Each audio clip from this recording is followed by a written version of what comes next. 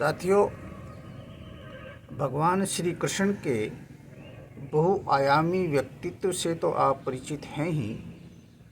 उन्होंने अपने जीवन काल में सत्य की स्थापना के लिए झूठ भी बोला, कपट भी किया, छल भी किया।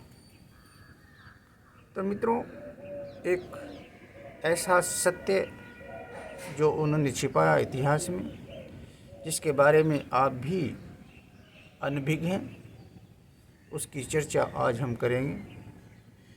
एक प्रसंग आता है महाभारत में कि जब भीष्म पितामह बाणों की शैया पे लेटे अपने अंतिम सांस गिन रहे थे,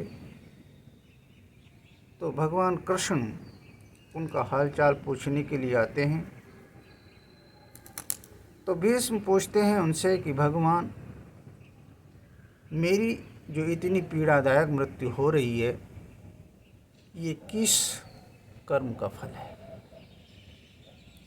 भगवान थोड़ा झिझके, ठिठके और सोचकर बोले कि हे दिव्य आत्मा,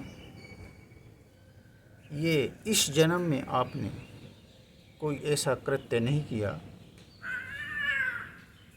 कई जन्मों पूर्व ऐसा हुआ कि आप कहीं जा रहे थे तो एक सर्प आया और आपकी टांगों के बीच में जो आपको काटने ही वाला था, तो आपने इसको उठा के मार के झाड़ी पे फेंक दिया, कटीली झाड़ी पे।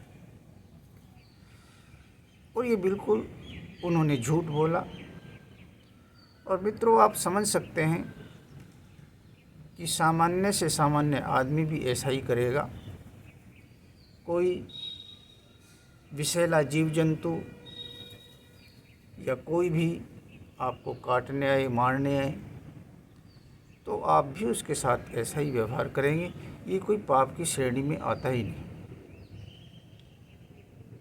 तो साथ ये भगवान कृष्ण ने झूठ बोला, क्योंकि वो जानते थे कि इतना पीड़ादायक मृत्यु को ये प्राप्त हो रहे हैं भीष्म पितामह, और अगर इनके सामने सत्य बता दिया गया तो ये चैन से मर भी ना सकेंगे। सत्य क्या था? सत्य ये था कि 3 कुकृत्य भीष्म पिता ने ऐसे किए जो इतनी पीड़ादायक मृत्यु के लिए जिम्मेदार हैं। तो पहला कुकृत्य ये कि वो 3 कन्याओं को, जब उनकी शादी हो रही थी, अम्बा, अंबिका और अम्बालिका की, उनको विवाह मंडप से उठा के ले आए थे ज़बरदस्ती, अपनी शक्ति के और सत्ता के नशे में। और सबसे बड़ा अपराध उन्होंने ये किया कि 2 की शादी करा दी। एक लड़की जो बची वो भीष्म के सामने चीखी चिल्लाई और निवेदन किया कि तुम ही मेरे से शादी कर लो या कोई और व्यवस्था कर दो, लेकिन भीष्म ने एक न सुनी। तो साथियों, वो लड़की परशुराम के पास गई, जो गुरु थे भीष्म पितामह के। उनसे निवेदन किया कि आप ही अपने शिष्य को समझाओ, मेरे जीवन की बात है। तो परशुराम उनके पास आए, उन्होंने निवेदन किया, लेकिन उल्टे भीष्म ने परशुराम के साथ ही युद्ध शुरू कर दिया। और चूँकि परशुराम बूढ़े हो चले थे, तो भीष्म ने उनको परास्त कर दिया। तो दूसरा अपराध ये जघन्य अपराध की श्रेणी में आता है, कोई अपने गुरु का अपमान करता है।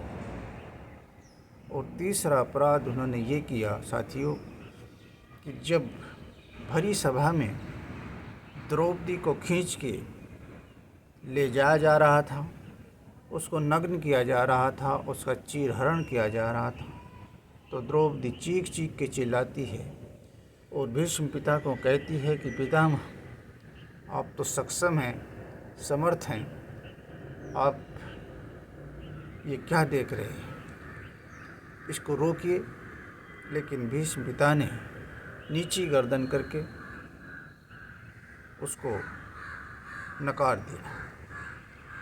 तो ये तीसरा कृत्य ये था और साथियों ये 3 कृत्य ही भीष्म पिता को इतनी पीड़ादायक मृत्यु के लिए जिम्मेदार हैं।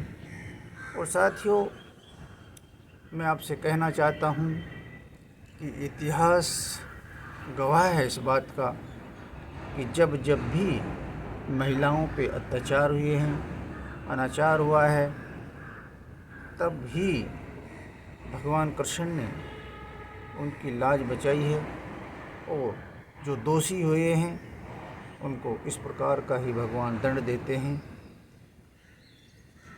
तो ये छोटी सी जानकारी इतिहास के बारे में।